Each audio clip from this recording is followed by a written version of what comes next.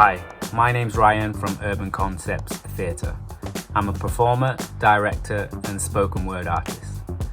Today I'm going to be telling you about spoken word, about my processes, about my inspirations, about the way that I make my spoken word pieces. So stick along, enjoy the journey, and hopefully you can share your spoken word with me at the end of this. Let's go.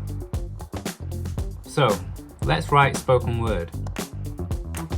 Firstly, you're going to need some materials and some inspiration.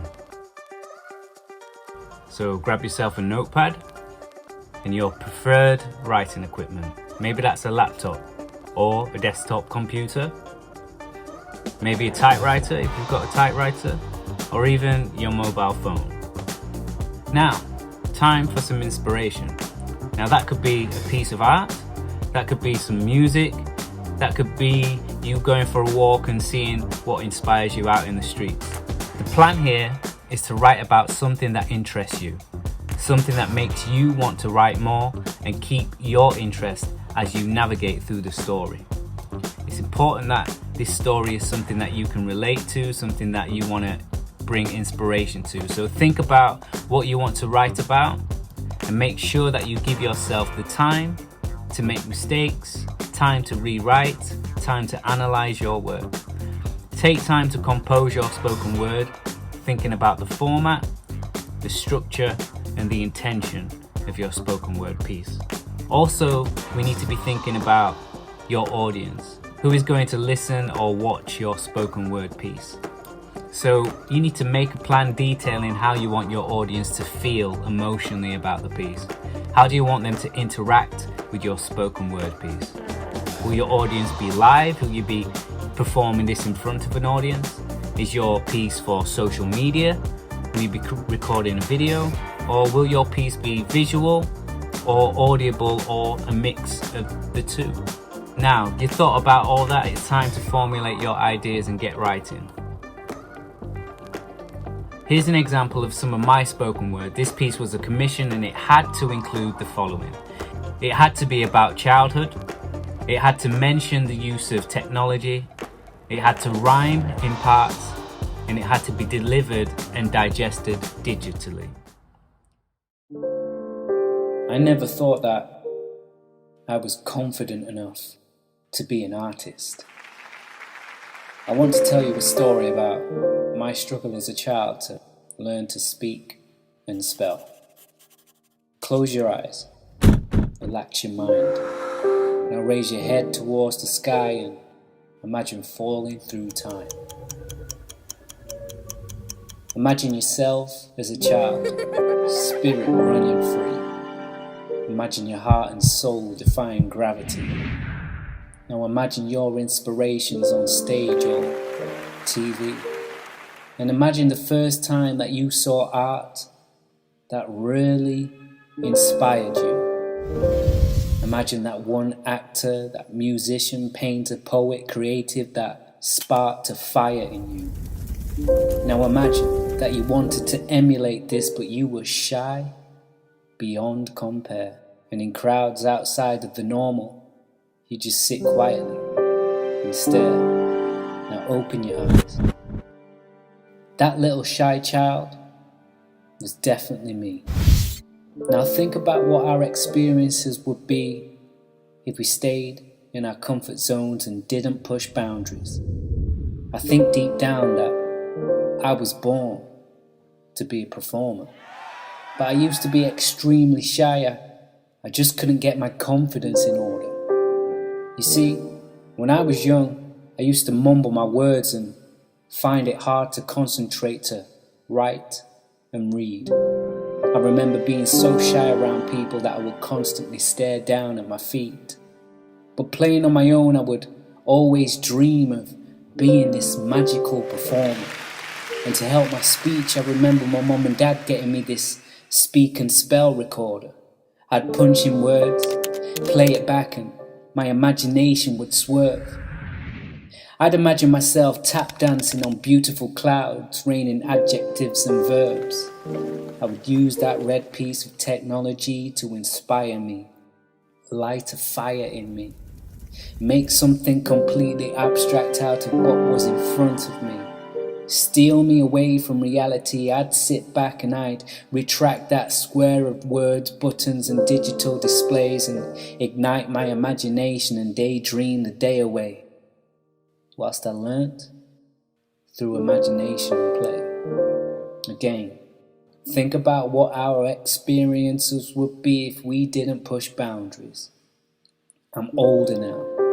My life a little bit colder and a whole lot bolder now. But like that little version of me with that speaking spell, the dancing in my underpants, singing loudly, raising hell. To this day, through art of play, I still have my beautiful big imagination. So much so that it's brought me here to talk at Big Imaginations product placement. But for real, jokes and quotes, statistics and politics aside, theatre and art in some way have affected our whole lives, spurred us into countless conversations, numerous situations, tested our integrity and patience, but it's also took us to amazing places. People listening to this poem have travelled the world through this art form, secured friendships that are heartborn.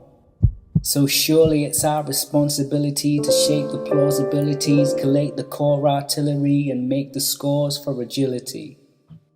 The ability to inspire more people, to reach higher every day and call equal. So any way that you can bring art to the masses, then do so. If there's any way that you can teach art through the classes, then do, yo.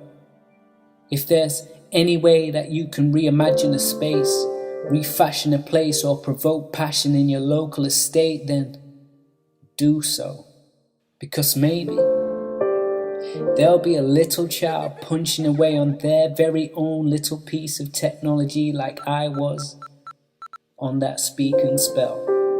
And they'll see what you're doing and close their eyes and imagine themselves tap dancing on magical clouds with words that fell. And your art might give them the confidence to create their own theatrical story one day to share and tell. And through theatre and performance and art, maybe they'll also gain the confidence to learn, to speak and spell.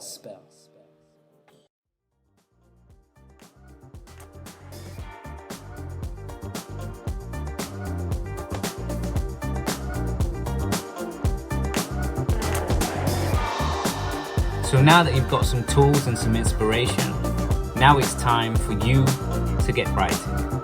You need to remember to focus on what you want to tell, the story, the subject, what you want to get across to your audience, and then you can record that spoken word piece.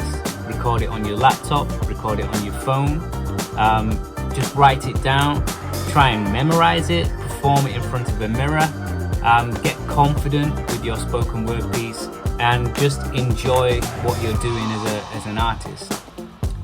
The thing with spoken word and the way that I use spoken word as an artist is to relay a subject matter or something that I'm passionate about and put it into a poetic form, an artistic form that I'll use as a performance tool. And spoken word can be really powerful. It's a way to communicate. It's a way to get things out there into the universe in an artistic term. So get writing, get practicing, get performing, and keep writing spoken word and keep developing your spoken word practice. And yeah, I guess record yourself if you can. Perform to friends and family. Perform in front of a mirror. If you don't feel confident, get your confidence levels up, and then hopefully you can record your piece and I can watch that and see what you've been up to. It'd be great to see your spoken word pieces posted online with this Darts project moving forward. So, and with spoken word as well, you don't just have to perform these things in isolation. They can be weaved into, you could make a music video. You think a little bit more creatively. You can make a music video with your spoken word piece. You can make an abstract video, bring lots of different visuals into what you're saying.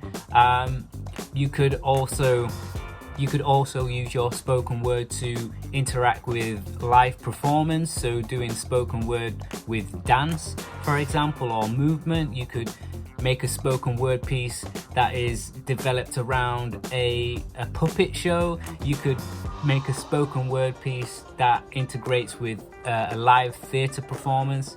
So please think about this spoken word as an engine for creativity and a way to express language and subject matter, and just have fun with it, enjoy it, and yeah, get writing. And I hope you have fun with it, I hope you enjoy it, and I hope you get something out of this.